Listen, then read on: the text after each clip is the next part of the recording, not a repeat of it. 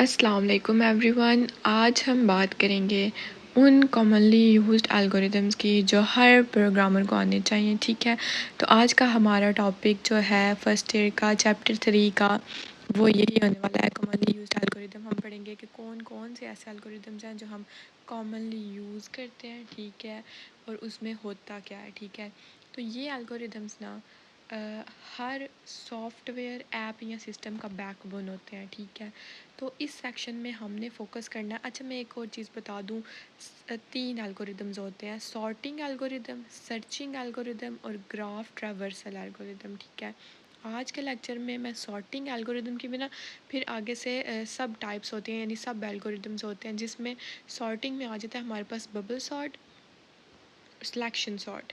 फिर दूसरा search algorithm में आ जाता है लीनियर सर्च और बाइनरी सर्च। फिर आगे जो ग्राफ एल्गोरिदम है उसमें आ जाता है BFS और DFS, और इसी के बाद हमारा चैप्टर कंप्लीट हो जाएगा। ठीक है, तो आज हम सिर्फ जो है हम बारी बारी इन पे बात करेंगे। ठीक है, तो सबसे पहले हम सॉर्टिंग एल्गोरिदम की बात करेंगे, जिसमें हमने बबल सॉर्ट सबसे पहले पढ़ना है। तो सॉर्टिंग एल्गोरिदम देखें हमारे पास होता क्या है। Sorting algorithms are use to arrange data in a particular order, यानी हम उसको उस पर्टिकुलर ऑर्डर में अरेंज कर देते हैं। सॉर्टिंग एल्गोरिदम्स में होता क्या है कि हमारे पास जो डाटा होता है ना, हम उसको उस पर्टिकुलर ऑर्डर, यानी लाइक मैं उसको सेंडिंग में करना चाहती हूँ तो मैं सेंडिंग में कर दूँगी, डिसेंडिंग में करना चाहती हूँ डिसेंडिंग में कर दूँगी। तो मैं उस ऑर्डर में उसको क्या करूँगी, अरेंज कर दूँगी, सॉर्ट कर दूँगी। ठीक हो गया। Sorting is a fundamental operation that is often a prerequisite for other tasks like searching and data analysis। ठीक है, तो sorting का मतलब होता है हमारे पास डाटा को किसी स्पेसिफिक ऑर्डर में अरेंज करना। ठीक है, जैसे असेंडिंग हो गया, डिसेंडिंग हो गया। अब sorting हमारे पास इम्पोर्टेंट क्यों है, क्योंकि एक तो ना इसका सर्च जो होता है ना वो बहुत फास्ट होता है। देखिए ना लिखा हुआ है like searching and data analysis. ठीक है, तो इसमें क्या होता है, सर्च फास्ट होता है सॉर्टेड डाटा में। ठीक है, डाटा एनालिसिस इजी होती है, प्रेजेंटेशन इम्प्रूव होती है हमारे पास। ठीक हो गया। अच्छा, अब है हमारे पास इसमें फ़र्स्ट जो आता है ना, एक बबल सॉर्ट, एक सिलेक्शन। तो आज हम पहले इस लेक्चर में बबल पढ़ेंगे, फिर हम सिलेक्शन पे जाएंगे नेक्स्ट वीडियो में। Bubble sort is one of the simplest sorting algorithm. ठीक है, it works by repeatedly stepping through the list, comparing adjacent elements and swapping them if they are in a wrong order। ठीक हो गया। This process is repeated until the list is sorted। अब bubble sort ना एक हमारे पास बहुत ही simple और easy sorting algorithm है। ठीक है, इसका नाम बबल इसलिए रखा गया है क्योंकि बड़ी वैल्यूज़ लिस्ट के एंड तक बबल की तरह फ्लोट करती हैं।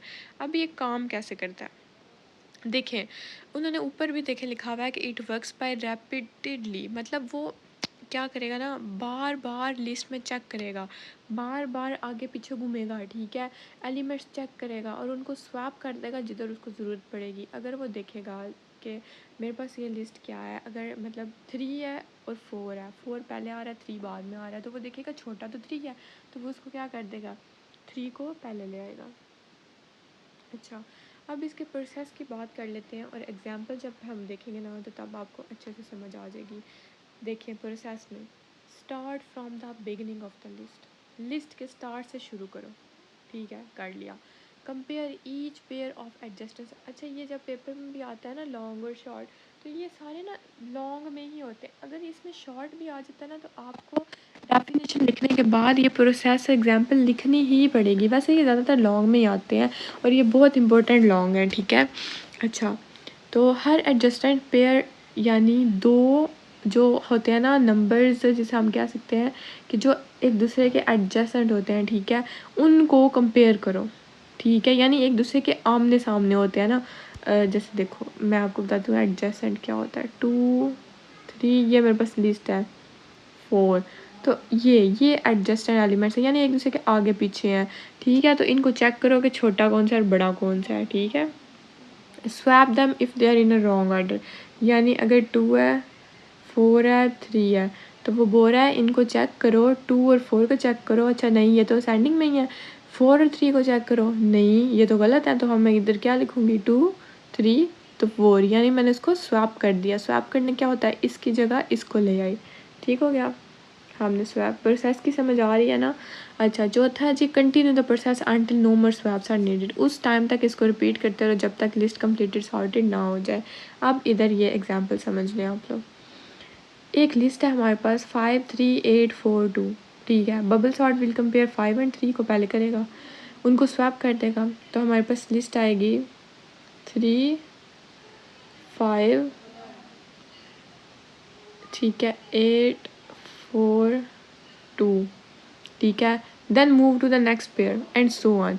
अब वो नेक्स्ट चेक करेगा कि 5 और 8 में, ठीक है, ये तो 8 और 4 को चेक करेगा, फिर 3 5 4 8 2, फिर 2 को चेक करेगा, 2 इधर आ जाएगा, अब 8 चला। इसी तरह हमारे पास जो फाइनल लिस्ट है वो क्या बनेगी, 2 3 4 5 और 8। तो यही उन्होंने आंसर दिया हुआ है।